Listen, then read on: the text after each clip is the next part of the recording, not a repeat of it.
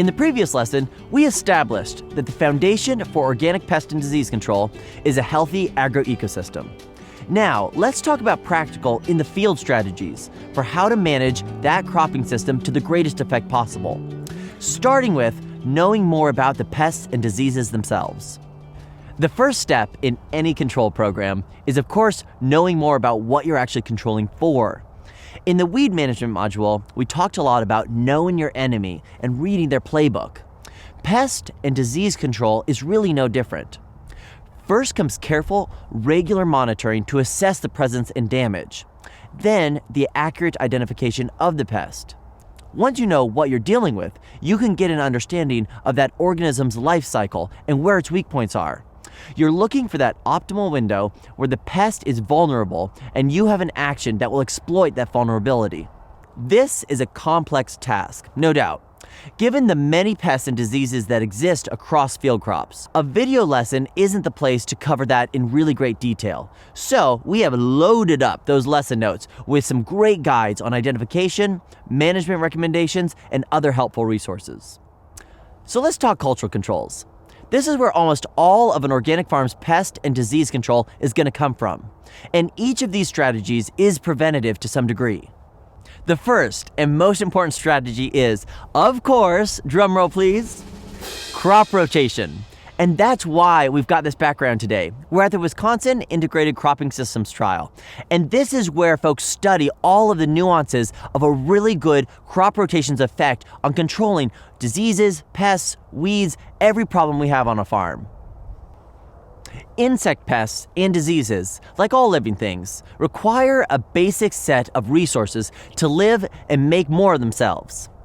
The goal then is to take away one or more of those resources so that the populations remain below economically damaging levels. Please take your place along the starting line. Essentially, you're trying to trip them up so they can't make it across that finish line, completing their life cycle.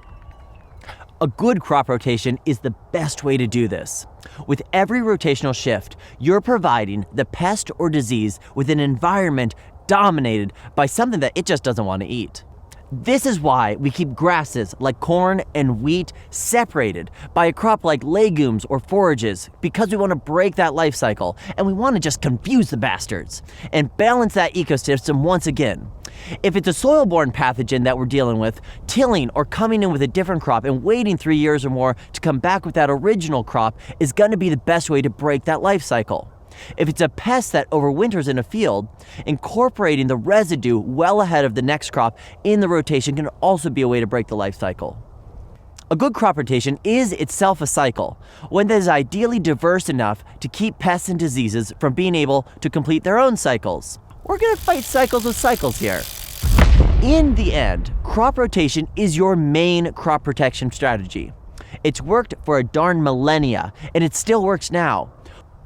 Organic farmers with rotations at 3 years or longer generally just don't have pest and disease problems. Let's take a look at corn rootworm as an example. Adult beetles feed on corn silks in August and September, and then lay their eggs in the soil at the base of the corn stalk. Those eggs overwinter, and then newly hatched larvae feed on the corn roots in the spring.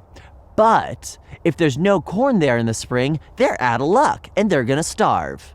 It's just the coolest thing that they don't survive in your small grains or other broadleaf crops. So a little truth bomb here. The corn rootworm has become such an issue in corn country simply because of how widespread continuous corn on corn has become. The problem was created by monocropped agroecosystems and can be uncreated by diverse agroecosystems. No ambush, no lures ban, no warrior needed. Just plant something else next year. Done and done.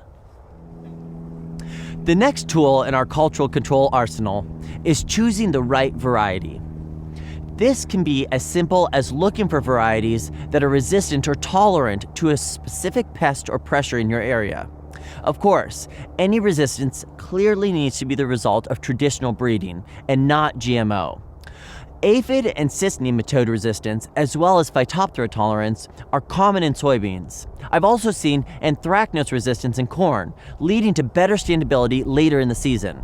Rust and fusarium head blight resistance in wheat is a really important characteristic we look for when growing small grains and other varieties. Getting in touch with seed houses that deal in organic seed in your area is going to be your best bet for finding varieties with good disease tolerance profiles. In the end, the best resistance is a healthy plant. That means we have a good nutrient profile in our soil, we have good weed control, and we ultimately have a plant that's really well suited for our environment. Lastly, let's take out our tool chest of little hammers. This contains a bunch of agronomic decisions that will ultimately have an effect on pests and diseases, such as your planting date, planting depth, row spacing, fertility, and irrigation, and tillage, just to name a few. These are all knobs a manager can turn depending on a particular pressure. Most of it's pretty self-explanatory stuff. If you're losing planted seed to disease or rot, plant later in warmer soils. If an overwintering pest like European corn borer is becoming a problem, find their habitat, the crop residue, and destroy it by tilling it in. Because insects and diseases are so diverse in their ideal habitat, how they overwinter, how they move, it's nearly impossible to identify a set list of specific cultural practices that will lead to control across a range of crops and farms.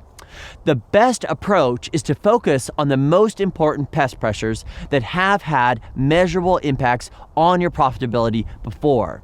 We want to use our cultural methods to interrupt their life cycles and limit the scale of that pressure to a point where it's no longer economically damaging.